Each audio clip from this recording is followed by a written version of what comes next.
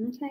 What's up, beautiful people? My name is Derek Standifer, aka Ayana's daddy, aka Derek Jr.'s papa, aka my parents' son. And I have the honor, the privilege, and the pleasure of interviewing Allison Tant. She's running for the state of Florida House of Representative District 9. One, thank you for agreeing to do the interview.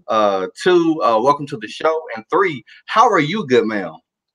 I'm doing great. I'm happy to be here. It's fun to be here. I just actually finished doing my weekends canvassing. So we do a contactless lit drop every weekend. So we just did an hour and a half, hit 400 homes this afternoon. So we had our team out there doing that. And now I'm here with you. I actually put on my makeup, comb my hair. So I'm all ready to go. You got a month left. You got 30 days left. I know it's grind time. And the great thing is November 3rd would have been my mom and dad's wedding anniversary. So it's going to be a special night no matter what. So wow, let's break it home. Let's break it home for them. I'm editing my privacy, making this video public right now. Okay, cool. We're good to go. All right. So here on Solving Sundays, we juxtapose solving life to solving the Rubik's Cube. So there are 5 steps to solving life, and there are 5 steps to solving the Rubik's Cube. The first step is to believe. You know, you have to believe in your goals and your dreams and your aspirations if you want them to come to fruition. So you're running for the state of Florida House of Representative District 9. You're a candidate.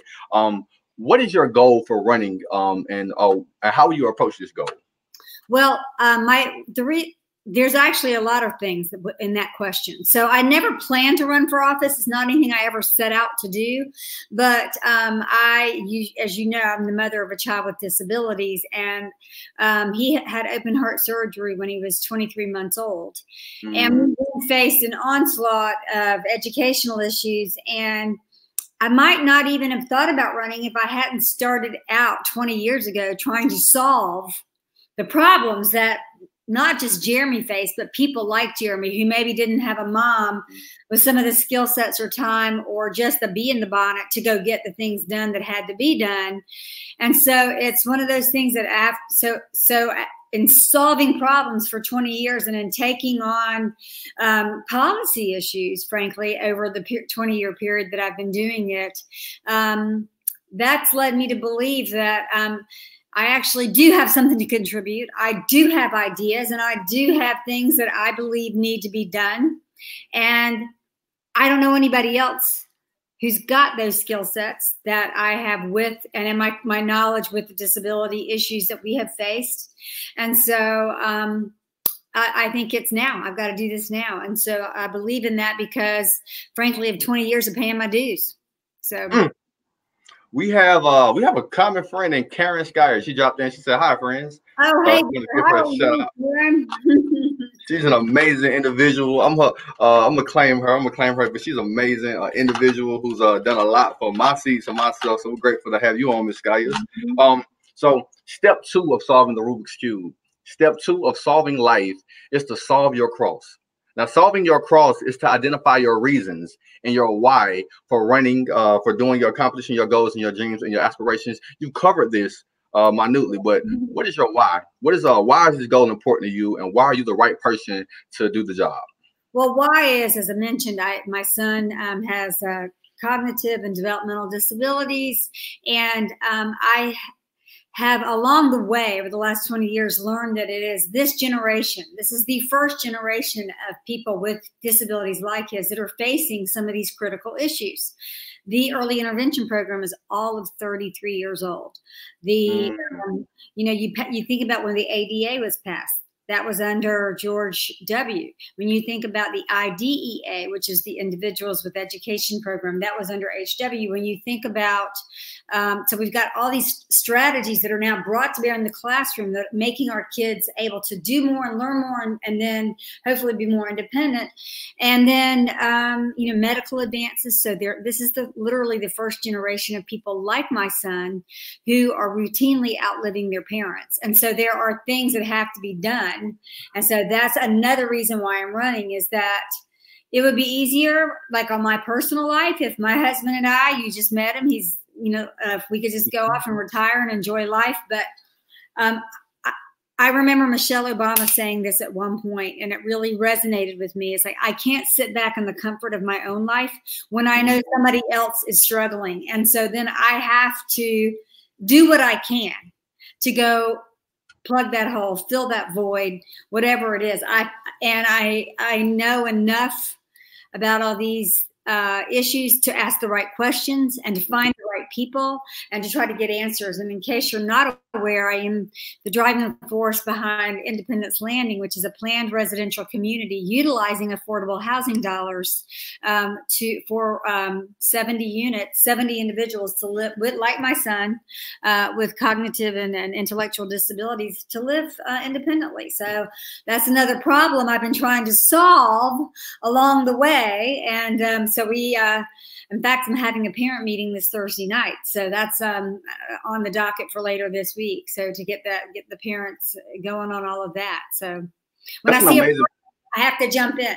And so because of that, I feel like my voice will then, I will be able to bring all of that to the legislative arena to try to continue to solve problems. Yes, ma'am. If you can solve a problem, it's a slap in the face to the community, to the nation, to the world. If you don't solve the problem, then you have the skill set and the tools to do so.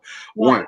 Two, this is a new issue to me. It's a scary thing to know that your children, you know, if you're a parent of children with disabilities, life beyond care of the guardians. That's a scary thing for your children. And I will tell you, I came straight face to face with it because my son's 22. You just met him. And so at 22, all the educational stuff for people like him stops. And so that sneaks up on you really fast. You know, intellectually, you understand my kid is this age, but when they're developmentally functioning at a different age, you kind of lose track of time. And all of a sudden, it's here. And then you're like facing, this is adulthood now. And then you're thinking the eventuality. And so, and right now, unless there's a family member who can take in your loved one, the only reliable place our loved ones have to go, like my son, is a nursing home. That is far more expensive and also not totally, but a wholly inappropriate option for people like my son. I mean, I can't imagine a 30-year-old, 40-year-old living in a nursing home until they die, you know? And so, so Independence Landing is one of, there's 5 in Florida, like what I'm trying to build here. And it is a brand new model of housing. It's super exciting. And so we're just been approved by Florida Housing to get the go-ahead as a Florida Housing Finance Corporation project. It's going to be in Southwood across from Florida High.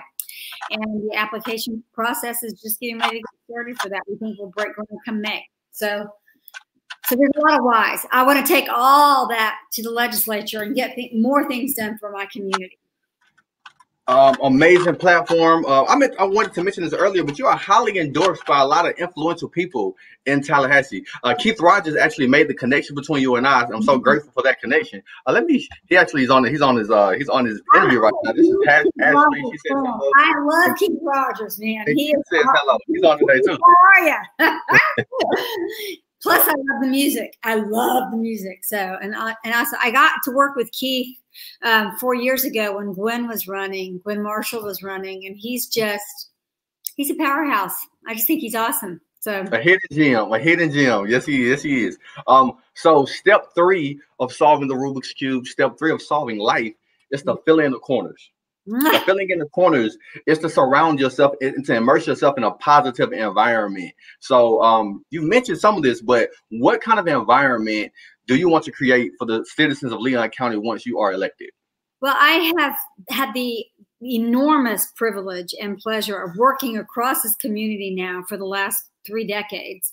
I have been involved in just about every philanthropic or community endeavor that there is in our community, whether it's from arts through children's issues, through sustainability. So I have so many friends and experts that I can draw from. And I really want to take all this expertise that's here and bring that know-how in the building with me. Because one of the things I do know is I don't know everything. So the other thing is, one of the things that I love to do in all of my nonprofits that I've formed and every other thing is I like to surround myself with people a lot smarter than myself. I love learning new things. I love having experts to teach me, like, and walk me through things, I love it. And so that's, again, one of the things I know is that there's a whole lot I don't know, and then making sure that you're open to learning it, so you bring the smarts and the expertise to the Capitol, and it's not only just you. So I have a saying. I have no quarrels with being, quote unquote, the least smartest person in my circle. When you're the smartest person in your circle, everyone comes to you for ideas and answers and knowledge. But when you are in a circle with people who are smarter than you, who know more than you, you're constantly learning. You're constantly bringing in information. And being the smartest person, it will feed your ego, but it will take away from you. It will take away from your future and your destiny.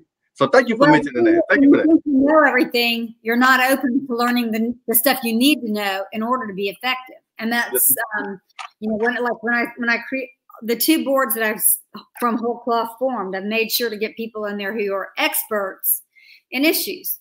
So the Florida Housing Executive Director, former executive, the former Medicaid director for the state of Florida. I mean, I wanted to make sure that I have access to all that information so we get it right. So sometimes you only get one shot at getting it right. So you got to do your best. She says yes. So he endorses that. He endorses that response. Thank you for that. Thank you for that. So step 4 of solving the Rubik's Cube, step 4 of solving life is to take it to the next level. Now, taking it to the next level, in the Rubik's Cube is solving the second row, but in life is to continue to grow, to continue to get better. So once you are elected, how will you help Leon County grow and develop and prosper and get better? I want to be the best possible advocate for this community that I can be. So I have been very actively engaged with roundtables with people across the community to make sure I'm up to speed on issues. And I want to make sure I have at my fingertips the right people to get the right answers, from, in terms of policy experts, in terms of people who are walking the walk and live in it. And so I also want to make sure that what I'm doing makes sense for the district, and what I'm doing in the legislative arena, if I'm elected, represents the wishes of this community in the Capitol. So that takes being in constant contact and doing those things. So that is my intention to do that, but also just bring the wealth of knowledge and expertise and long tentacles in this community. There's long tentacles. People have had these positions before and have a huge body of knowledge, and bringing that with me. So yes, ma'am. Yes, ma'am. I was watching the meet and greet with Nicole Everett that you did on Conversations with Nicole, and you mentioned how you wanted to reach out to Florida State and FAMU and bring those brain powers together to solve issues that I mean, I think that's something we live here, right here at the seat of so much expertise, and we need to be drawing from it on a regular basis. I want that to be a fountain and a common resource for our legislature. Yes, ma'am. Yes, ma'am. Yes, ma'am. Okay, so we made it through step 1 through 4. Step 5 of solving the Rubik's Cube. What's the final 5? Step 5 of solving life is to keep your commitment to your commitments. It's to see the bigger picture. Once you are elected, how will you, Mrs. Tant, keep your commitment to the residents and the citizens of Leon County? Well, I will intend to actually have regular, standing places throughout the community where I go on a weekly, bi-weekly basis to make sure I'm available to the people in the area, so they don't all have to come to the Capitol, find parking, go up the elevators and all that kind of stuff. So my intention is to basically have mobile hours throughout the community. I also did not get to do the canvassing, the door knocking, and obviously this is the pandemic, so we can't. Even my canvassing now is contactless. We don't talk to anybody because we don't want to, and I do it with a mask on. But at some point when we get the all clear, I do want to go back and knock on doors and have conversations with people. And I'm widely available on email, cell phone, Facebook Messenger, but those are the kind of things I'm thinking of to make sure that I'm there. And then obviously keep the roundtables going, keep the conversations going. This will be, other than my children, my full-time job. So this is going to be something I'm going to give a lot of myself to every day. Obviously, I got to save some time for the fam, but yeah, that's going to be my job. Nice to be Yes, ma'am. Yes, ma'am. I've seen you in the community, and you're highly approachable. Very, you respond accordingly. I see you interacting with the residents, so it's genuine.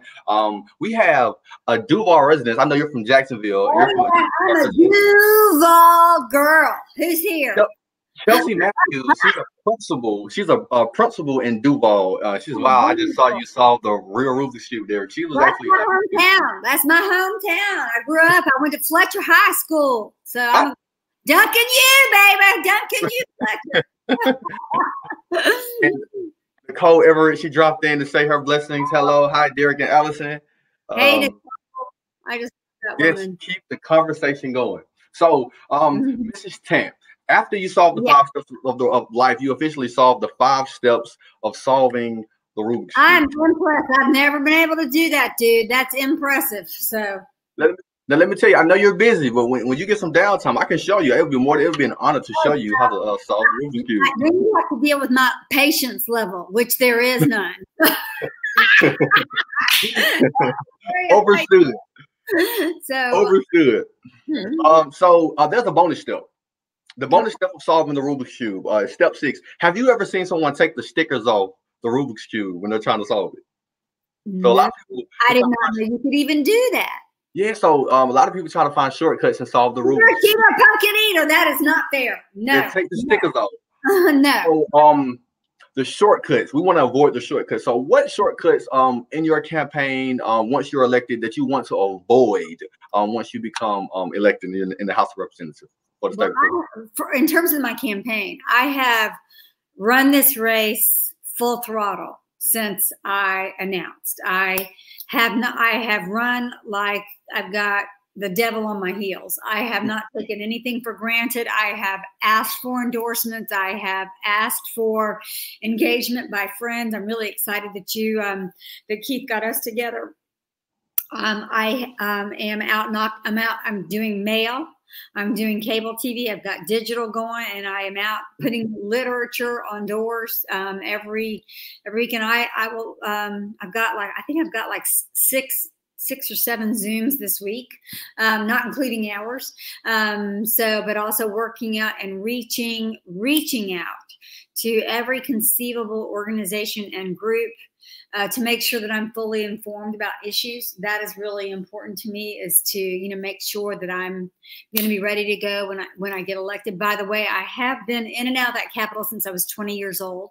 Wow. I started as an intern for then Governor Bob Graham, and then worked for a member of the state Senate and then 2 House members as an aide. Then went into worked for a state agency as a legislative liaison or director, whatever they called them, for Department of Business and Professional Regulation. And then went into the private practice where I got to represent some businesses as well as some philanthropic and some pro bono organizations. One of my so I've been in and out. I had an 18-year paid gig in one form or another in the Capitol as a young professional. Stopped working, and then I started going back to the Capitol, interestingly enough, after my after we started running into issues, to go meet with legislators about various things, including educational issues, including funding for early intervention programs. That was always on the chopping block. So I was always sent up there to go explain the issues to people, which I did. And so I've been in and then when Senator Gardner, he was a member of the legislature, and he was started out in the House, then went into the Senate and ended up being Senate president. He had a son with Down syndrome, or has a son with Down syndrome. So the 2 of us would have a regular conversation about what I was facing with Jeremy, because Jeremy was a little older than his, and so together the 2 of us addressed a lot of issues through those conversations. And that was important. That was important work that we did. So I did that for years, including, and he's the one that told me about this Florida housing opportunity. So that's why I took off after that. I grabbed my first horse, jumped on and ran out the door to go get it done. Hadn't stopped. So yeah. Mrs. Tant, thank you for your platform. Thank you for the energy that you're providing. We have Gian Jones. She's a mover and a shaker and a doer in the Tallahassee region. She says, thank you for introducing us to Allison Tant. Yes, ma'am. Yes, ma'am. She also praises your high energy. So thank you for that shout out, Gian. Yeah. I see she's doing a yoga pose. I need to get back to yoga, but I'm not sure when that'll happen. So I may thank you for your platform for being a voice of those who have not yet developed their voices. So we greatly appreciate that. I'm so grateful for this opportunity to be here. It's been really so much fun. And the other thing you should know about me is my mom and dad. My dad grew up in an orphanage. He was placed in the orphanage when he was 8 and graduated from high school in the orphanage. And my mom was one of 8 kids. The abject poverty, grew up picking berries and tobacco in the fields of North Carolina to feed their families. And so I can never let go of that. I can never, I can never not think about what they went through for me to be the first in my family to go to college, for me to have the blessings that I have. And so I want that for everybody. And that's another reason why I'm running, is I want to bring everybody along with me. So that's a prime mover for me. Yes, ma'am. Yes, ma'am. Mrs. Tant, I must apologize. I see that I'm sweating like a Baptist preacher. I want to apologize to you for that. I didn't notice that. So, while we have a person of your stature on, I think it's very important that we pick your brain as much as we possibly can. So, do you have any last words that you want to leave to the viewers today who's watching in today on this interview? I want to make sure you know how to get a hold of me, AllisonTant@gmail.com. And I'm on Facebook as Allison Tant Richard, and my door will always be open, and I'll always be reachable, and I'll always be here for you. AllisonTant.com, Allison Tant FL on Instagram, Allison Tant on Facebook. Again, Allison Tant, if you could stay on after we conclude for about for a hot second. To all the viewers, thank y'all for watching. Y'all be great like the lakes, be blessed like a sneeze.